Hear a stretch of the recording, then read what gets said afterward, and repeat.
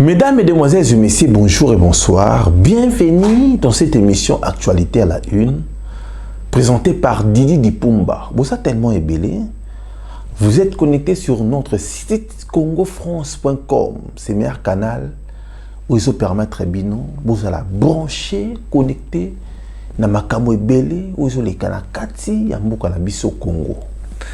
La CENI va délibérer, va bimisi liste provisoire. Jean-Pierre Bemba déclassé. MLC très fâché. Nandenge balongoli Jean-Pierre Bemba. Toko sole yango au cours de cette émission Actualité à la Une. Lelo Jean-Pierre Bemba a cause de décision nini a kokende kokotisa recours na justice ya Congo où ils sont dirigés par Kabila. Donc sur les yango au cours de cette émission Actualité à la Une. Sami Badi Banga, ex-ministre ya Kabila, yepe balongo lié. Sami Badi Banga, Kabila, achaki wana comme ministre nae, premier ministre nae. Alors c'était une trahison. To ezanini, mesdames, mesdemoiselles et messieurs, Sami Badi Banga so réclamé. Au cours de cette émission Actualité à la Une. Makambo Kengwa Lobaki, il sera qui va piège ya Kabila. Tout le monde qui Muzito pa Kingo. Lelo Muzito alobi aza opposant ya Kabila. Mais à quel cas deuxième personnalité à Congo, Kengo Wandondo. Kengo alobaki soki opposition baza unité bakolonga te, opposition bakoyi kolonga soki baza uni. Lelo Muzito déclassé, piège nini eza wana. Mesdames, mesdemoiselles et messieurs, Palou déclassé Antoine Gizenga. Kabila trahir bango, tokosole yango au cours de cette émission Actualité à la Une. Mesdames, Mesdemoiselles et Messieurs, Moïse Katumbi alobi a soutenir Jean-Pierre Bemba. Mais côté à Félix Tshisekedi a sepeli ndenge ba retenir ye na liste oyo ya batu oyo bakenda iko déposer comme futur président na kati ya CENI. Mesdames, Mesdemoiselles et Messieurs, piège nini oyo batieli Félix Tshisekedi. Donc sole yango au cours de cette émission Actualité à la Une. Comme on a Didi Dipumba. Merci na batunyo surtout oyo bazolanda biso parce que toyaka awa toujours pour nous informer bino na makambo ebele. Kabila a tché piège. Piège Kabila tché et ça pour na alongola ba grand nyon surtout ya opposition ya Congo. Abandi na Jean-Pierre Bemba. Tout surtout situation Jean-Pierre Bemba. Jean-Pierre Bemba a quitté. Parce que juge qui est pour crime contre l'humanité. Voilà ça là qui est en Centrafrique. Défaut, il y a la preuve. Quitter Jean-Pierre Bemba. Jean-Pierre Bemba ça innocent. Innocenté. Mais le problème est là qu'il y a subornation des témoins. Jean-Pierre Bemba a fait appel à des individus pour témoigner contre la CPI, témoigner pour eux. La CPI a jugé comme étant fraude, corruption, subornation. A Bengango, subornation des témoins. Jean-Pierre Bemba Lelo a menacé pour la subornation des témoins. Mais dans la loi électorale, balobelaki mutu nyonso tu oyo corrompre, oyo bako juger, bako condamner pour corrompre mutu. Asa légalité pour na kinde ko poser candidature.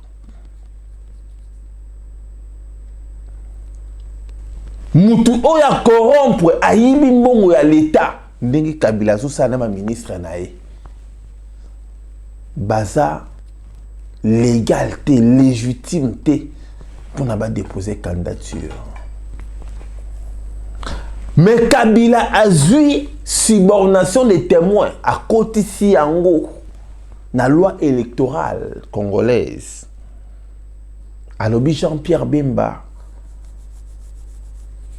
aza valable pour n'a pas déposer candidature pour aza la retenue. La CENI abimisi liste provisoire, publication des listes provisoires.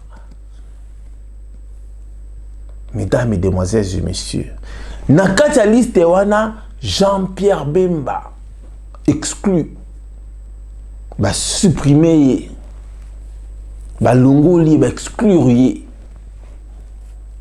Jean-Pierre Bemba lobi aza déterminé pona akoma valable.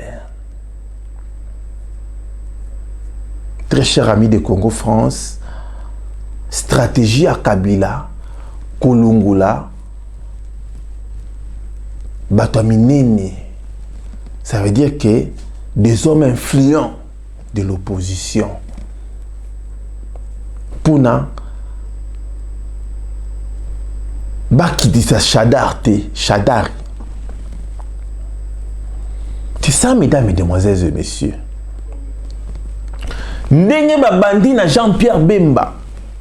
Ndenge pe bakosuki sa na Félix Tshisekedi pour faux et usage des faux. C'est ça, mesdames, mesdemoiselles et messieurs. Kabila azo sakana na ba opposant. Kabila azo sakana na ba opposant. Mais tout qui n'est pas, tout son n'est pas. Tangu Kabila ayaki na Congo, akomaki président en 2001, ayeko posé candidature en 2006. Diplôme nini Kabila la kisaki ba Congolais. Tangu Kabila ayeko redéposer candidature en 2011. Loi échange à quitter. Moutou ayeko poser candidature, il faut ça na ba norme.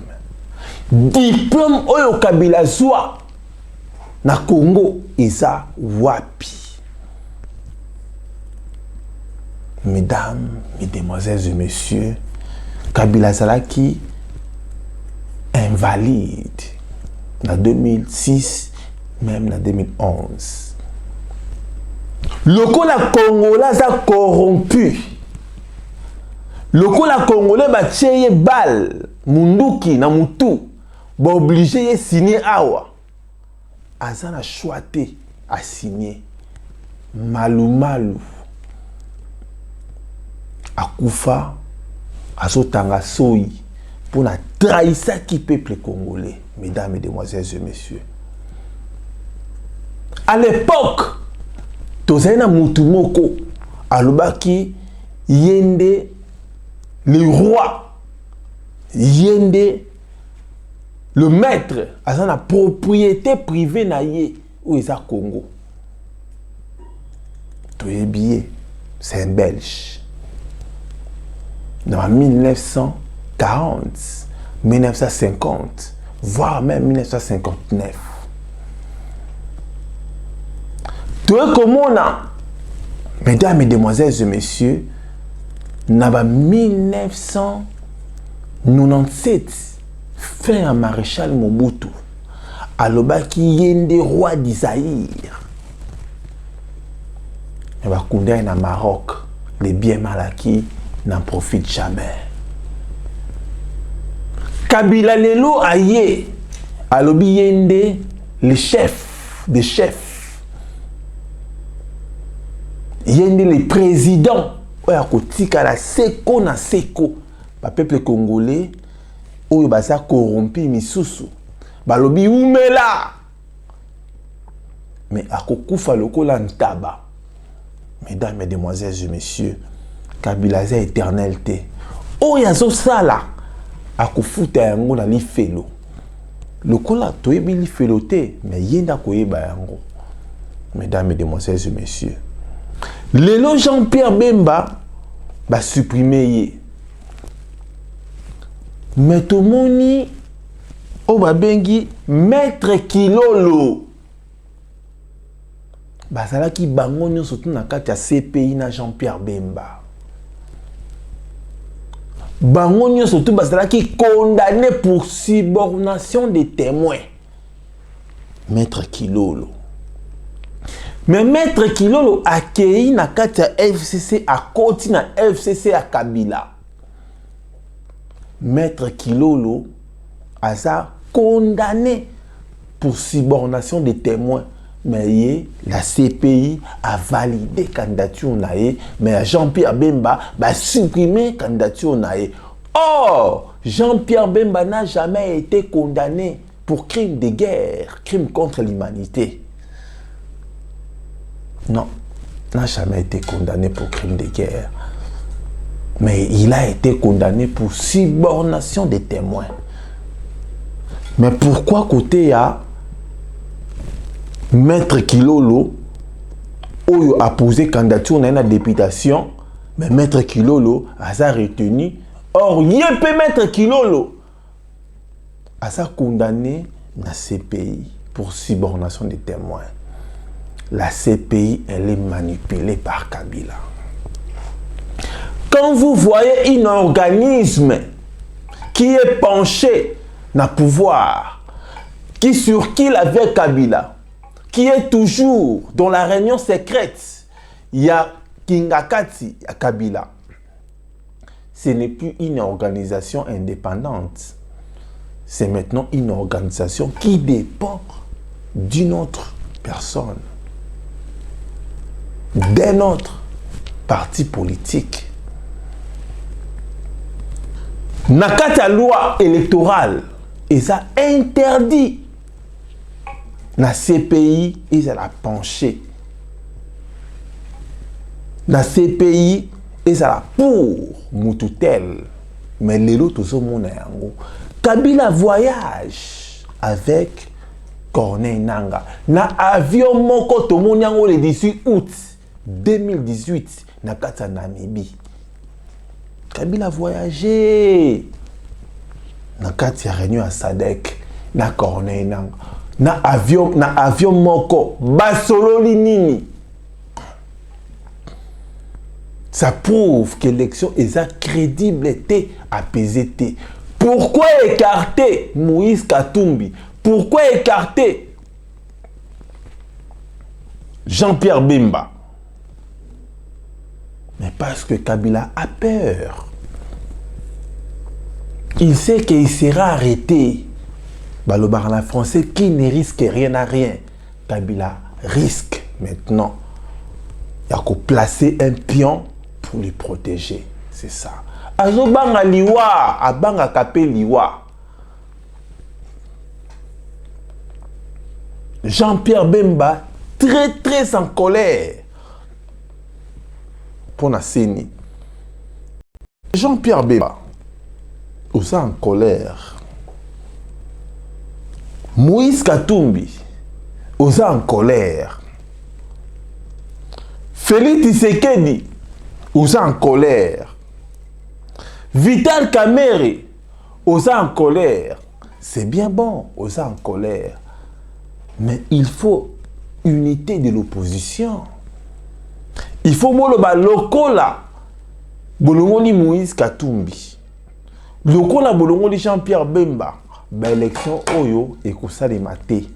Parce que ils ont salema par rapport il y a accord, il y a Saint-Sylvestre. Que dit l'accord?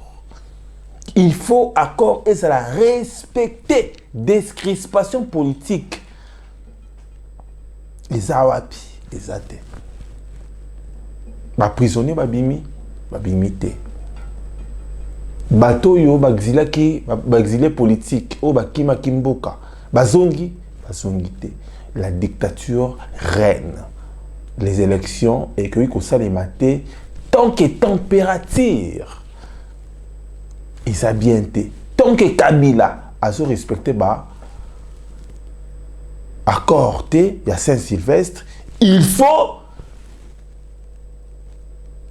transition sans Kabila. C'est ça. Nous comprendre te bato ba politicien oyo. Bazo sakana bino bozo tala, bozo no bapelo ko moko te, bozo banga nani. Jean-Pierre Bemba esi osima munduki. Mutu akangisi o 10 ans na prison, eza Kabila. Mais Jean-Pierre Bemba ozo sala nini? Moïse Katumbi ozo na mbongo. Ozo sala nini? Lelo Félix Tshisekedi aza en danger. Namoni batu. Oh Félix Tshisekedi. Yende maboko pembe. Félix Tshisekedi. Ye mutu ba retenir ye. Mesdames, Mesdemoiselles et Messieurs, c'est une liste provisoire. Quand on dit une liste provisoire, ça veut dire que ça dans nos tremplin. Babimisi bango tremplin. Oyo na kati wana baza na kati batu wana baza na kati. C'est une liste oyo ça nous considérer totalement té. Félix Tshisekedi aza na risque parce que Kabila aza na besoin à longola des gros poissons.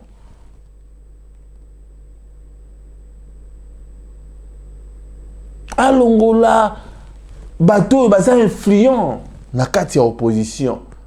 Félix Tshisekedi tchao na mutu na yo kanga émission oyo.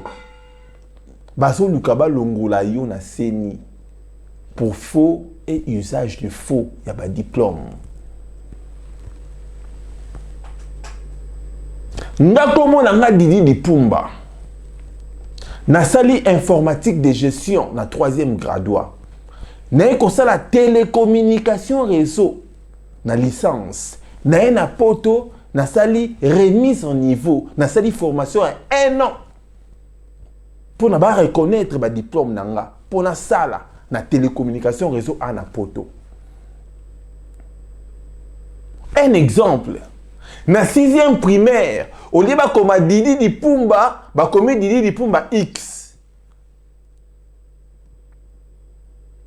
Alors, na diplôme d'état nanga ba comme Didi Dipumba tout court. Mais na ba diplôme nangai universitaire ba comment Didi Dipumba X ba lo ba kezanga te yango ka lelo ya ya Félix Tshisekedi Chilombo na Félix Tshisekedi Chilombo ce n'est pas la même personne selon bato Kabila bazo calculer déjà Félix Tshisekedi ba diplôme azanango na ba différence ya ba combo. Ça veut dire que à cause de la valabilité bato IDPS bozo seka bozo sepela Félix Tshisekedi azui. Oui, Félix Tshisekedi azui te, c'est une liste provisoire de bimi. Liste définitive bakolongo la Félix Tshisekedi parce que azo Chadari azo pesé te liboso ya Félix Tshisekedi. Lelo Kabila, il est obligé ya kolongola machine à voter. La CENI est obligée ya kolongola machine à voter. Pour une élection et ça attends qui est crédible. Alors le non. États-Unis, c'est qui biso la machine à voter, tozo longola. Mais pona, c'est la machine à voter. Oui, et kolongola pourquoi? Il faut pas longola Félix Tshisekedi na course. Tant que longola Félix Tshisekedi na course, oui ba nan ba otikala. Vital Kamerhe na Martin Fayulu. Tant que Vital Kamerhe a kozala wana na Martin Fayulu, si koyo opposition voter candidat commune na yo, candidature commune na yo. Non, Vital Kamerhe yende ba pona yende asa candidature candidat na eza commun. C'est ça. Bah, blocage maman sali division et kosalema na kati opposition problème yangwana tant que ba okende bo chada imbalamo kwa zui parce que koto yo Vital Kamerhe a postulé koto Martin Fayulu a postulé ba nana zui eza Chadari a dit pour la ligne parce que devant Chadari Mouta Est, Vital Kamerhe Mouta Est, ba Kaboli ba voix. Martin Fayulu Mouta Bandundu. Ba roloba non, Gizenga na Muzitu. Bango ba se détacha qui en opposition, ba kene ko soutenir Chadari pour na base ba poste. Et que ça les mabongo, mesdames, mesdemoiselles et messieurs. Et que ça les mabongo, très cher ami de CongoFrance.com. Awa ba déclassé Félix Jean-Pierre Bemba. Félix Tshisekedi, yeba yango bien, ba ko déclassé yo. Ce qui ba ko déclassé Félix Tshisekedi te, tozongi na ba élection en 2011. Etienne Tshisekedi wa Mulumba, Kabila, na Chadari. 3 personnes. 3 personnalités. C'est ça, mesdames, mesdemoiselles et messieurs. Kabila comme candidat indépendant. Etienne Tshisekedi, dans le bien, en 2011, comme candidat, il y a eu UDPS, et Vital Kamerhe comme candidat, il y a UNC. L'histoire se répète. Chadari première, Vital deuxième, Chadari première, donc Kabila première, Félix Tshisekedi deuxième, Vital est troisième. L'histoire se répète. Il y a un locaux bazo sala. Tant que Chadari a recommandé le pouvoir, et l'eau connaît ce qui s'est passé. Tu es bien, mesdames, mesdemoiselles et messieurs. Chadari va démissionner. Quand il va démissionner, c'est Kabila qui va retourner. Quand il va retourner, les Congolais, beaucoup de quoi netina bonio quoi mate. Beaucoup kufa netina no beaucoup fate. C'est le moment de chasser Kabila et ses poulets. Makambo to sabino nde yango makambo yo eza na mise ya Kabila. Félix Tshisekedi, c'est le moment ya koyebisa ba opposant tout ya kosolola bo boycotter ba élection oyo parce que isa crédibilité Corneille nanga asa penché azozwa ba injonction nyon surtout ya Kabila azosaela yango. C'est le moment ya kosenga transition sans Kabila. C'est le moment ya kotelemisa peuple congolais. Ya koloba peuple congolais balingi bayiba bino pouvoir. Vous devez vous soulever. Soulèvement populaire pour chasser ces gens-là. Pour chasser ces gens-là, mesdames, mesdemoiselles et messieurs. Tant que vous laissez Kabila à jouer dans la stratégie belé, et ça piège. Ou à Chibino. Félix Tshisekedi yokanga bien. Kalamingité va se supprimer yo pour faux et usage de faux. Il y a pas de diplôme. Le temps bayebisa yo Félix Tshisekedi yela biso ba preuve dans 48 heures. 48 heures au sengara ba diplôme. Il y a une université tanga na poto et cause là trop tard. Bon, encore mindele. Bah messieurs, nous sommes nous sommes pas dispo. Veuillez nous rappeler dans une semaine. Tu sais comment ça fonctionne l'administration. Il y a mindele ah. Bah au likolo penda samedi. Bah supprimons samedi. Dimanche, Mundela ça l'a raté. Lundi, Mundela il sera rendez-vous pour la jeudi ou l'éli. C'est ça. Idéologie na bango. Kaka pour na ba écarté. Ben écarté déjà Moïse. Ben écarté Jean-Pierre Bemba. Ça reste Félix Tshisekedi. Bino batoyi d'épaisse. Bo s'ambouiller té. Bo s'acclamer té. Bo s'éclamer. Bo mi éclamer. Bo mi beta ma bo côté. Bo s'éclamer té que voilà. Tout ça qu'on s'éclamer. Tout ça qu'on beta ma boko. Pourquoi? Parce que voilà. Bah retenir biso dans la liste pas séni. Séni égale à Kabila. Kabila égale à tricherie. Tricherie égale à chômage, distraction, tuerie na Katia Congo. Vous les acteurs politiciens, vous avez rêvé, vous évitez que les Congolais vont souffrir. Vous mettez en peau, il y a des Congolais. Si vous avez un poste, et vous avez Congolais, 85 millions de Congolais vont souffrir. Bino bokozoba mbongo na basi na bino na bana na bino biso ba oka to tanga classe to rozala wapi bozo réfléchir te peuple congolais yom tozo talanga machine ya Kabila c'est ça machine à Kabila eza pona à diriger même à distance. Kabila égale à Shadari. Shadari égale au système Poutine.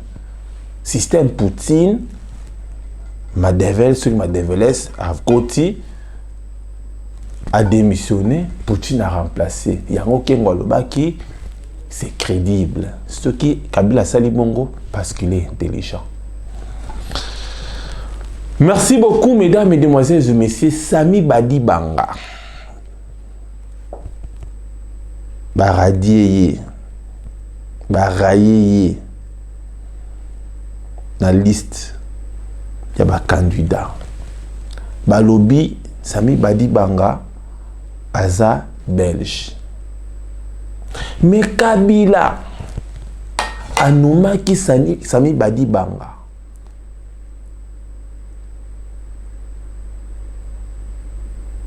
Comme étant Premier ministre.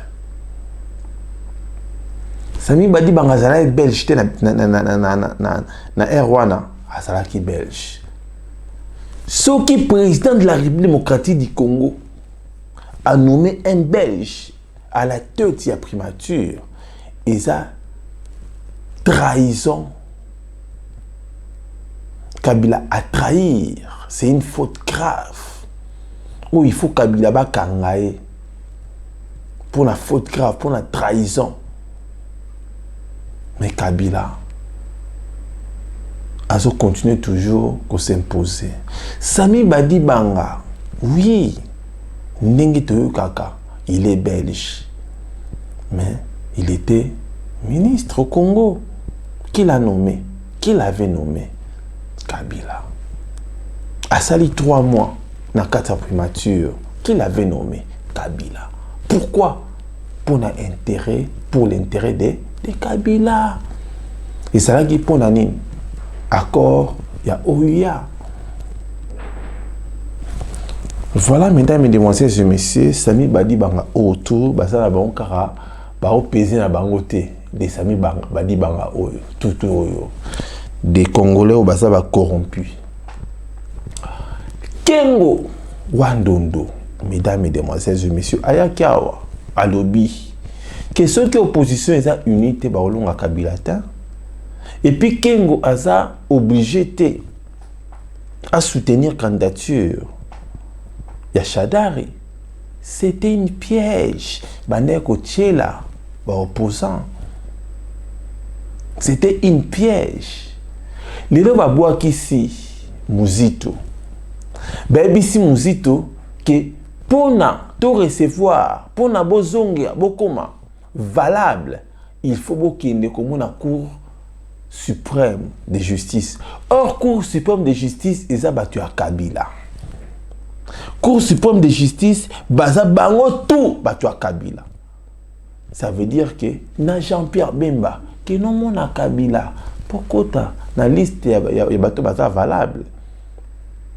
Sami Badi Banga, que non mon a Kabila, pourquoi valable. Etienne Tshisekedi, que non mon a Kabila, pourquoi valable. Mais tant que baké mon a Kabila te, pourquoi valable te. Mais si ko so baké mon a Kabila, babenga kango corruption. Parce que va corrompre bango pour naba karamino na bango. Tant ba karamino na bango, peuple congolais et que se retrouver. Voilà, mesdames, mesdemoiselles et messieurs, tout ça les tours. Le président Jean-Pierre Bemba épuisera toutes les voies légales pour recouvrer ses droits suite à l'invalidation de sa candidature par la CENI ce vendredi 24 août. Il dispose 48 heures pour saisir la Cour constitutionnelle. Sabino, Sami Badi Banga, Jean-Pierre Bemba, Bokende Koluka, Kabila, Pobo Solola. Cour suprême de justice, Cour constitutionnelle égale à Kabila. Ceux qui beaucoup ici, la plaidoirie Nabino, ceux qui beaucoup ici, la requête Nabino, ça veut dire que Bokende Kosolola na Kabila. Cour constitutionnelle ya Congo égale à Kabila. Solution Ezanini, mesdames, mesdemoiselles et messieurs. Mais solution Ezanini. Solution Eza opposant Basangana. Kabila a colonné la machine à voter car à ceux qui Vital Kamerhe Mutatikali. Opposant Basangana. Boycotter l'élection Oyo. Basenga transition sans Kabila. Nous devons permettre aux Congolais de revivre le moment bien pour nous Congo. Tant que les Congolais, tant que l'opposition, tant que l'Église catholique, les la société civile, les manœuvre au Kabila, ça veut dire que l'Église catholique, les opposants, va se soutenir idéologie, va se accompagner idéologie ya Kabila. C'est ça, mesdames, mesdemoiselles et messieurs. Donc, ce dit Sabino, est-ce que en 2006, Kabila avait donné ses diplômes? Est-ce que en 2006, Kabila Zalaki, vrai Congolais, pour en 2011, va voter comme vrai Congolais? Mesdames, mesdemoiselles et messieurs, Congolais, prenez-vous en charge. Bolingi ko comprendre te que mboka na bino isa ya bino. Bolingi ko comprendre te il faut chasser Kabila parce que ça faible. Kabila ça na pression de l'eau. Il suffit à peuple tellement Kabila kei. Peuple congolais, prenez-vous en charge. Je n'ai pas intérêt à côté dans le gouvernement. Je n'ai pas intérêt à travailler dans le Congo. Je n'ai pas intérêt à travailler dans le gouvernement, dans ma politique. Je veux voir mon pays et ça la stable. Je veux voir mon pays et ça la développer. Je veux voir mon pays et ça la un pays digne de son nom. Je veux voir mon pays et ça la un pays compté parmi les pays stables, développés, riches et fonds riches. Je veux voir le peuple congolais va s'épanouir.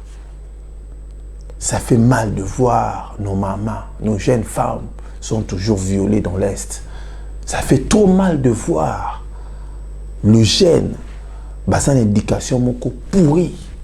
L'éducation est détruite. Ça fait mal de voir les Congos par terre.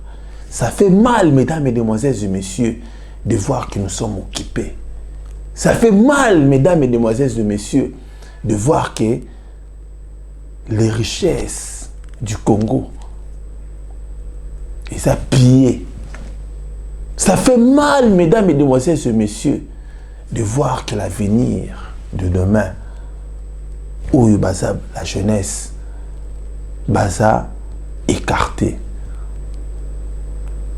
Sokinga, Congolais na télémi, jeune Congolais na télémi, pourquoi pas vous, au bozo talangai, au téléma comme moi.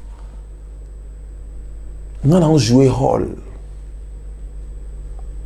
Yako, informer Batou. Yo peut jouer rôle. Na capacité na yo. Moutounion se doit jouer rôle. Na ndengi na ye. Tout ça la force. Pour toute la barrière na ba Rwandais. Tant que vous rigolez na mandak na bino. Tant que vous sepé là. Parce que Didi Dipumba Soloba. Oh, Olobaka bien. Hein? Ce n'est pas ça l'importance. L'important c'est ça. Makambo to Soloba. Bosale la yango. Il faut aussi baba arme. Solution ya kubenga na monguna. Muyibi ba beta kaye na ba fimbu na mabanga na ba nzeta kombo na ba nzete ya mutute ya pondu. Poisson a sauté. Muyibi ba signane ba accord te que voilà Muyibi commanda lelo ko ya ra sauté talara ashinga ino. Non. C'est ça position congolaise na ngolelo. Nous avons plus de 7 accords. Les derniers accords, c'est l'accord de Saint-Sylvestre. Et cet accord, il n'est pas respecté. Cet accord, il est bafoué. Cet accord, il est négligé. Ceux qui ont respecté l'accord en Mbokate, et ils vont vous respecter, vous. Ils ne vont pas vous respecter. Ils vont vous tuer. Ils vont vous détruire. Ils vont vous détruire. Ils vont vous salir. Ils vont vous tuer. Peuple congolais, c'est les moments. Merci beaucoup, Nassali Tour. Merci à Miss Impress Aléokas Nagas pour Namsala Kitoko.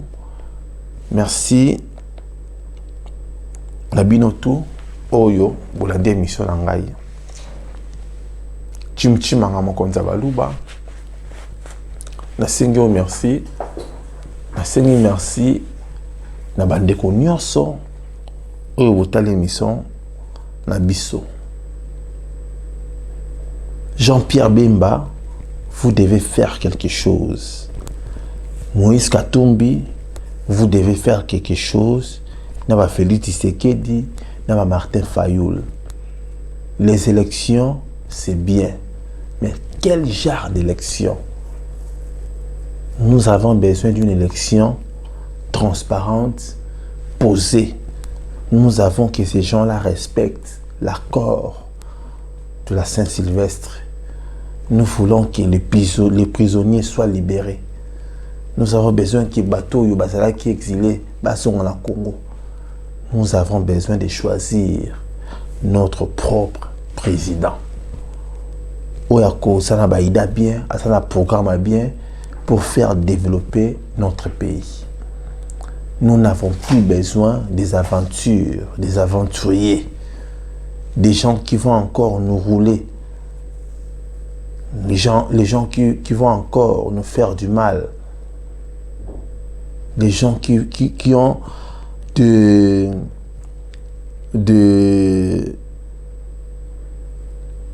des agendas cachés. Nous avons besoin des gens qui vont nous soutenir, qui vont faire développer le Congo, qui vont honorer les peuples congolais. Tout ça, on a besoin, il y a un genre de personnes. Oh, on a besoin, il y a un Congolais, mata. Les Congolais ne sont pas respectés. Burkina partout dans le monde. Nous, les Congolais, ne sommes pas respectés. Les Juifs sont plus respectés que nous, les Congolais. Les Allemands, pareil. Les Français n'en parlent même pas. Les Congolais sont toujours derrière.